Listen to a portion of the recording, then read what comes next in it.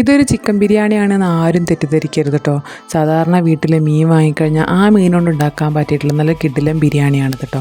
എന്നാലും നല്ല എളുപ്പത്തിൽ ഉണ്ടാക്കാനും പറ്റും. നിങ്ങൾക്ക് ഇഷ്ടമുള്ള രീതിയിൽ കായം തേച്ച മീൻ ഒന്ന് ഫ്രൈ ചെയ്തെടുക്കുക. നല്ലോണം നെരിച്ച് പൊരിച്ചെടുത്താലാണ് ബിരിയാണിക്ക് ആ ഒരു ടേസ്റ്റും പിന്നെ മീനൊക്കെ ഉടഞ്ഞു പോവാതെ നിൽക്കുക. ബിരിയാണി ഒന്നും കുറേ പ്രാവശ്യം ഉണ്ടാക്കിയിട്ടില്ലെങ്കിലും ഇത് കഴിക്കുന്നവർക്ക് ഇതിലുള്ള സാധനങ്ങളൊക്കെ ഏതാണെന്ന് അറിയാൻ മതിയാവും. അതുകൊണ്ട് സാധനത്തിൻ്റെ പേരും കാര്യങ്ങളൊന്നും ഞാൻ പറയുന്നില്ല, അല്ലാതെ തന്നെ ഇപ്പം നിങ്ങൾക്ക് മനസ്സിലാവില്ലേ. അപ്പോൾ കുക്കറിലാണ് കേട്ടോ ഞാൻ സംഭവം ഉണ്ടാക്കുന്നത്. അപ്പോൾ 2 സ്പൂണ് പശു നെയ്യാണ് എടുത്തിട്ടുള്ളത്. പിന്നെ ഈ സ്പൈസസ് ഒക്കെ വന്നിട്ട് ജസ്റ്റ് ഒന്ന് മൂപ്പിച്ചെടുക്കുക. അതിലേക്ക് കുനുകുനാന്ന് അരിഞ്ഞിട്ടുള്ള വെല്ലുള്ളിയും കൂടി ഇട്ടിട്ട് ഒന്ന് വഴറ്റിയെടുക്കുകയാണ് ചെയ്യുന്നത്. അതൊന്ന് വഴന്ന് വരുമ്പോൾ നമ്മൾ ബിരിയാണി ഉണ്ടാക്കാൻ ഉദ്ദേശിച്ചിട്ടുള്ള അരിയും കൂടി കഴുകി ഊറ്റി വെച്ചത് കേട്ടോ. കുറച്ച് നേരം ഒന്ന് ഊറ്റി വെച്ചത് ഇതിലേക്ക് തട്ടി കൊടുത്തിട്ട് നന്നായിട്ടൊന്ന് മിക്സ് ചെയ്യട്ടോ. ഒരു 5 മിനിറ്റ് നേരം ഒന്ന് ഫ്രൈ ചെയ്തെടുക്കുക. പിന്നെ ബിരിയാണി ചെടി ഇല്ലാത്തൊരു കളിയില്ലല്ലോ അല്ലേ. അപ്പോൾ ഞാൻ സാധാരണ ഉണ്ടാക്കുന്ന സാധനത്തിനൊക്കെ ഒരുവിധം സാധനത്തിനൊക്കെ ഈ ബിരിയാണി ചെടീൻ്റെ ഇല ഇട്ട് കൊടുക്കലുണ്ട്. ഒരു നല്ല സ്മെല്ലിനും ഫ്ലേവറിനൊക്കെ വേണ്ടിയിട്ടാണ്. അങ്ങനെ അതും കൂടി ആഡ് ചെയ്ത് കൊടുത്തിട്ട് നന്നായിട്ടൊന്ന് മിക്സ് ചെയ്തെടുത്തിട്ടുണ്ട്. നമ്മൾ കുക്കിംഗ് തുടങ്ങുന്ന സമയത്ത് തന്നെ എത്ര അരിയാണോ നമ്മൾ എടുക്കുന്നത് അതിൻ്റെ ഡബിൾ വെള്ളം നമ്മൾ അപ്പുറത്ത് തിളപ്പിക്കാൻ വേണ്ടി വെക്കണം കേട്ടോ. ഈ 5 മിനിറ്റ് ഇതൊന്ന് ഇളക്കി കൊടുത്തതിന് ശേഷം ആ തിളച്ച വെള്ളം കൂടി ഇതിലേക്ക് ഒഴിച്ചു കൊടുത്തിട്ട് ഒന്ന് വിസിലടിപ്പിക്കാം.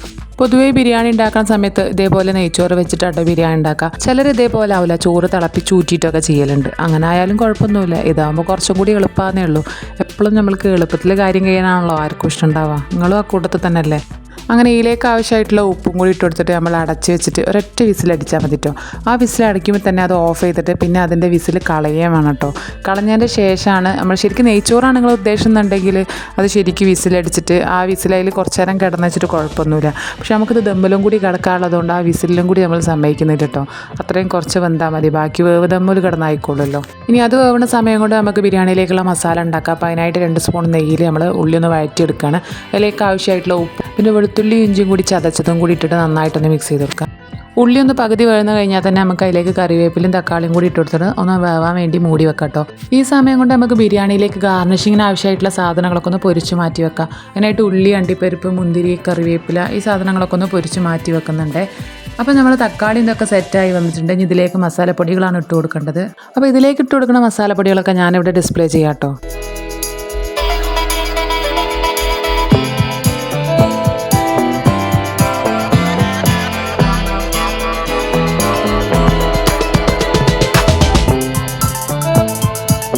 അങ്ങനെയൊക്കെ നന്നായി മിക്സ് ചെയ്തതിന് ശേഷം ഇതിലേക്ക് നമ്മൾ തൈര് ഒഴിച്ചു കൊടുക്കാം കേട്ടോ. അപ്പോൾ ആദ്യം ഞാൻ 1-2 സ്പൂൺ യോഗട്ടാണ് ഇട്ട് കൊടുത്തിട്ടുള്ളത്. പുളി അങ്ങോട്ട് ബാലൻസായി കിട്ടാത്തതുകൊണ്ട് കുറച്ച് നാടൻ തൈരും കൂടി ഒഴിച്ചിട്ടാണ് അതൊന്ന് സെറ്റാക്കി എടുത്തത് കേട്ടോ.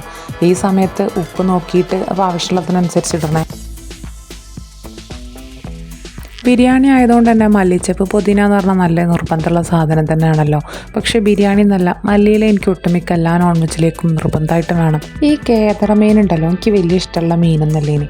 പക്ഷെ തറവാട്ട് ഒരു ദിവസം പോയപ്പം അവിടെ നിന്ന് ഇങ്ങനെ ഈ ഒരു മീനിൻ്റെ ബിരിയാണി കഴിച്ചപ്പോഴാണ് എനിക്കും ഇങ്ങനെ ഒരു ബിരിയാണി ഉണ്ടാക്കണം എന്നുള്ള പൂതി വന്നു കേട്ടോ.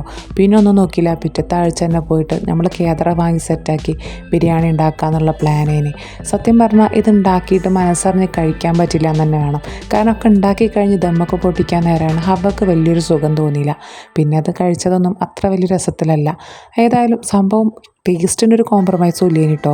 കേദറ മീൻ നമ്മൾ വിചാരിച്ച മാറ്റുന്നില്ല. ബിരിയാണി വെച്ചിട്ടാണെങ്കിൽ സംഗതി പൊളിയാണ്. അങ്ങനെ ദമ്മിടുന്നിടയിൽ നമ്മൾ ഗരം മസാല, അതായത് ബിരിയാണി മസാല, ഗരം മസാലയൊക്കെ ഇട്ട് പിന്നെ ഗാർണിഷ് ചെയ്യാൻ വേണ്ടി നേരത്തെ സെറ്റ് ചെയ്തതിൻ്റെ സാധനമൊക്കെ ഒന്ന് വിതറി കഴിഞ്ഞ് ദമ്മിട്ടിട്ടോ. ദമ്മിടുന്നത് ഞാൻ ഈ ഒരു ബിരിയാണി പോട്ട് തന്നെയാണ്. അങ്ങനെ നമ്മൾ പൊരിച്ചു കോരിയിട്ടുള്ള ആ ഒരു എണ്ണയും ഇതിലേക്ക് തന്നെ ഒഴിച്ചു കൊടുക്കുന്നുണ്ട് കേട്ടോ ലാസ്റ്റ്.